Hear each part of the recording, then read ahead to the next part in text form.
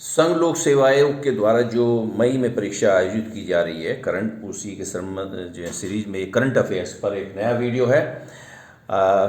ये आर्टिकल 22 जो हमारा फंडामेंटल राइट में आता है, भाग 3 में, भाग 3 में आता है। 12 से लेकर जो है 12 से लेकर 35 तक जो इंडियन कॉन्स्टिट्यूशन के आर्टिकल्स हैं वो फंडामेंटल राइट में आते हैं, जो कि पार्ट 3 से संबंधित है। और अनुच्छेद 22 जो है protection against arrest and detention, गिरफ्तारी या निरोध के खिलाफ जो संरक्षण से संबंधित है। ये न्यूज में रहा है क्योंकि सुप्रीम कोर्ट ने कुछ ऑब्जर्वेशन रही हैं, उन्होंने कहा preventive detention law must be use only in the rarest of rare cases. जो है इसको जो है रेयरेस्ट सेंस में ही यूज किया जाए, इसको जो है आप प्राय जो है इसको यूज ना करें। इस प्रकार के जो प्रिवेंटिव डिटेंशन लॉ जो स्टेट पास करती है, स्टेट लेजिस्लेचर करती है या पार्लियामेंट करती है जो है, तो उस प्रकार से जो प्रिवेंटिव डिटेंशन कानून है, निवारक निरोध जो कानून है, उसको रेयरेस्ट सेंस में यूज करें, मतलब ऑफन उसको प्राय उसको प्रयोग न करें। तो इस प्रकार से सुप्रीम कोर्ट का ऑब्जर्वेशन रहा, तो ये से न्यूज़ में बनी, इसलिए ये आर्टिकल बनाया गया है, इसलिए ये वीडियो बनाया गया है। ये बड़ा आर्टिकल है और इसको आप जहाँ से भी अपनी टेक्स्ट बुक्स हैं उसमें पूरा आर्टिकल पढ़ें, तब ये चीज़ समझ में आएगी। मेन मुद्दे मैंने जो उठाए हैं। Article 22 grants protection to person who are arrested और डिटेन। ये जो अनुच्छेद 22 है हमारे संविधान का, किसी व्यक्ति जो गिरफ्तार किया गया है या उसको निरोध किया गया है उसको संरक्षण देता है। डिटेंशन इज ऑफ 2 टाइप, 2 प्रकार का डिटेंशन होता है, प्यूनिटिव एंड प्रिवेंटिव। प्यूनिटिव मैंने दंडात्मक और रोकथाम के लिए, प्यूनिटिव मैंने इसको रोकना। अब इन दोनों को ये तय किया है, प्यूनिटिव और प्रिवेंटिव कैसे। Punitive detention is to punish a person for an offence committed by him after trial and conviction in a court. किसी न्यायालय में उसका मुकदमा चलेगा, फिर उसको दोषसिद्धि होगी, तब उसको जो पनिशमेंट है वो प्यूनिटिव डिटेंशन में आएगा, तो उसको कस्टडी में लिया जाएगा, तो उसको जो प्यूनिटिव जो है डिटेंशन में आता है। अच्छा, प्रिवेंटिव डिटेंशन में क्या होता है कि उसने क्राइम नहीं किया लेकिन वो क्राइम कर सकता है, तो उसको जो है भविष्य में कोई वो अपराध न करे, उसको एहतियात के तौर पर उसको कस्टडी में लिया जाता है। Preventive detention on the other means detention of a person without trial, क्योंकि ट्रायल इसमें होगा नहीं अभी उसने, क्योंकि ट्रायल तो तब होता है कि जब उसने क्या कहते हैं क्राइम किया हो। कन्विक्शन भी तभी होगा जब जो है उसने कोई क्राइम किया, क्योंकि यहाँ क्राइम नहीं करते हैं। तो ये detention of a person without trial and conviction, ना तो उसमें मुकदमा चलेगा और ना ही दोषसिद्धि होती है प्रिवेंटिव डिटेंशन में, मतलब ये ऐसा नहीं होता है। अच्छा, पर्पज ऑफ, इसका पर्पज क्या होता है। Preventive detention is not to punish a person for a past offence.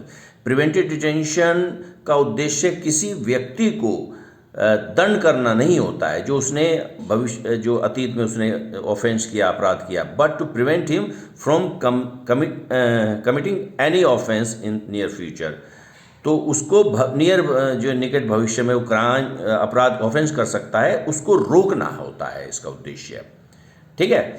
दस preventive detention is only A precautionary major and based on suspicion. ये एक एहतियाती कदम होता है और ये संदेह पर आधारित होता है कि ये व्यक्ति क्राइम कर सकता है, इसलिए इसको कस्टडी में लो।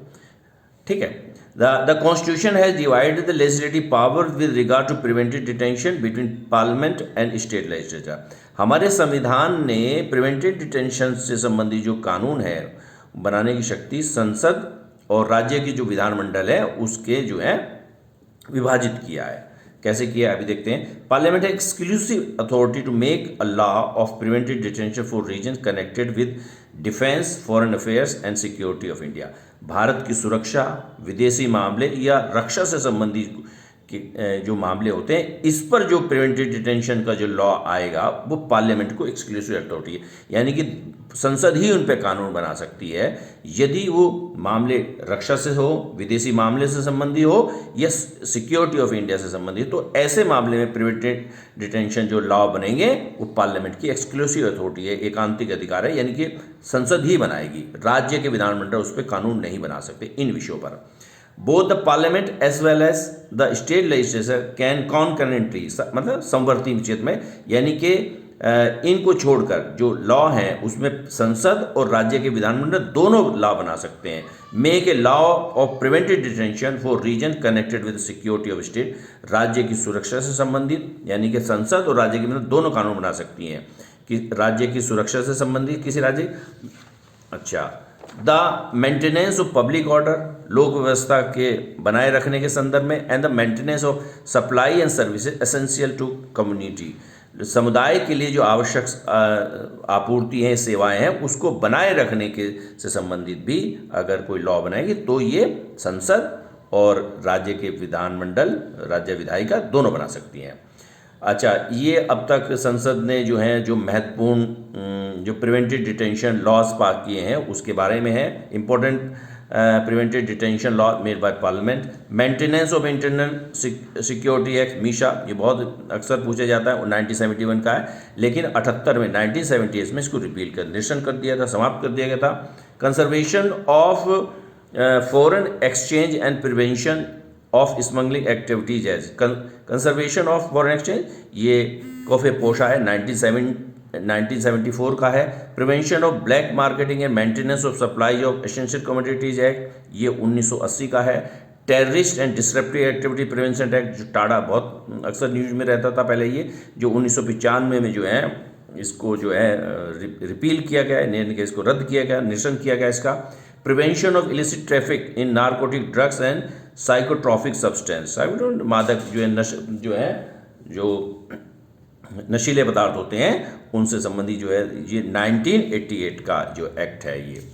अच्छा, उसके प्रिवेंशन ऑफ टेररिज्म एक्ट पोटा 2002 का है ये, जिसको 2004 में रिपील किया गया है। पोटा भी अक्सर न्यूज में रहता था। Unlawful activity prevention act UAPA 1967 का है, एज अमेंडेड इन, जिसको 2004, 2008, 2012 और 2019 में जो है इसको अमेंड किया गया है। थोड़ी सी अलग से इंफॉर्मेशन है। First time judicial pronouncement related preventive detention इन AK गोपालन वर्सेस, पहली बार जो है प्रिवेंटिव डिटेंशन को के जो कानून थे उसको चैलेंज किया गया था। ये जो है ये क्या कहते हैं, AK गोपालन वर्सेस स्टेट ऑफ, 1950 का है, ये मैं लिखना भूल गया, 1950 का ये पहली बार चैलेंज किया गया था। ये इंपॉर्टेंट है ये जो है। और उसके बाद एक लैंडमार्क जजमेंट आया Maneka Gandhi versus union of India, ये 1978 का है, 1978 का है ये। The supreme court overruled इस judgement in the Gopalan case, जो है इसको वाइडर इंटरप्रिटेशन करी थी सुप्रीम कोर्ट ने जो है, और जो है क्या कहते हैं, और उसको AK गोपालन केस को जो 1950 का स्टेट ऑफ था उसको 28 साल के बाद 1978 में मेनका गांधी वर्सेस यूनियन में ओवर रूल पलट दिया था गोपालन केस के जजमेंट को। ओके।